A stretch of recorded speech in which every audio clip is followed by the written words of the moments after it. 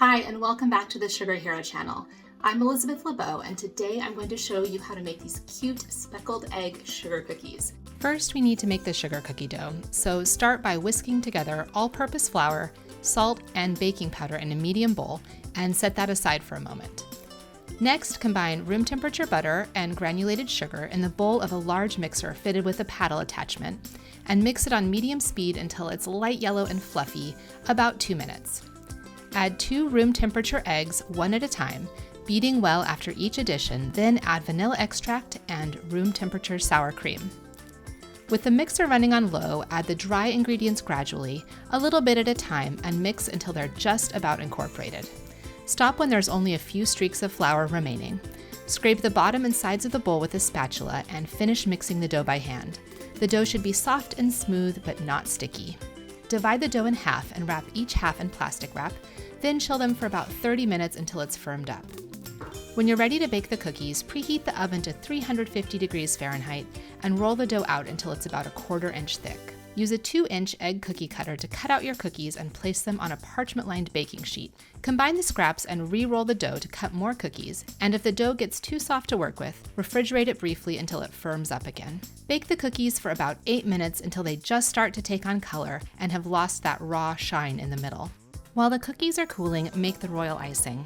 Combine water and meringue powder in the bowl of a large stand mixer fitted with a paddle attachment, and mix it together on medium speed until it's nice and foamy. Stop the mixer and add powdered sugar by sifting it over the bowl. This ensures you won't have any annoying lumps of sugar in your icing. Mix everything on low speed until the sugar is incorporated. Scrape down the bottom and sides of the bowl, then add your flavoring of choice. Now turn the mixer back on to medium-high and mix it for 5 minutes. During this time, stop the mixer periodically to check the texture. You want the icing to look voluminous, shiny, stiff, and bright white. A couple things to watch out for. Make sure you're not mixing it on the very highest setting or mixing for more than 5 minutes because it is possible to overmix it, which results in too many air bubbles and it changes the texture of your royal icing. Right out of the mixer, this icing is quite stiff, which is good for some purposes, but it's too thick for what we want, so we need to thin it out a bit. Start by adding a tablespoon of water to the mixing bowl and stir until it's incorporated. The ideal consistency is when you lift up a spoonful of icing and let it drip back into the bowl.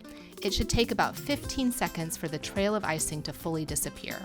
So that's what we're looking for, and just continue adding water a bit at a time, testing it regularly until you achieve that perfect 15-second consistency. Once you have the texture right, we need to color the icing. Decide how many icing colors you want and divide the icing into that many bowls. Add a few drops of gel food coloring to each bowl and stir until the color is evenly distributed. If you're not using it right away, cover each bowl with plastic wrap and make sure you press down until the plastic is right on top of the icing. Royal icing is notorious for forming a crust very quickly, so this keeps it from drying out. Once all of your colors are mixed, it's time for the fun part, decorating the cookies. Put the royal icing in piping bags and make sure your cookies are completely cool before you begin. Pipe a thin outline of icing around the edge of a cookie. Then you want to fill it in, this is also known as flooding, all the space inside your outline. You don't have to fill every spot because you can use the tip of the piping bag to nudge the icing into place, or use a toothpick or something called a scriber tool to smooth out any rough lines.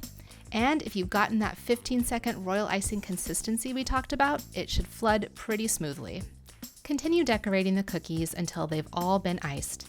Then let them sit for about 2 hours before adding the final touch. For the speckles, you can use luster dust mixed with a little vodka. This is a deep bronze color, it's really pretty. Or you can mix cocoa powder with a bit of warm water, that also works really well.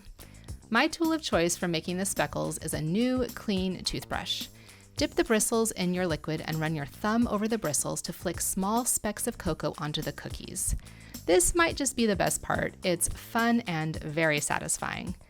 These cookies are as delicious as they are beautiful. I love them, I make them every year, and I think you'll love them too. Thank you for watching. I love to see what you make, so keep sharing those photos and videos. Don't forget to like and subscribe for more fun dessert recipes, and as always, happy eating.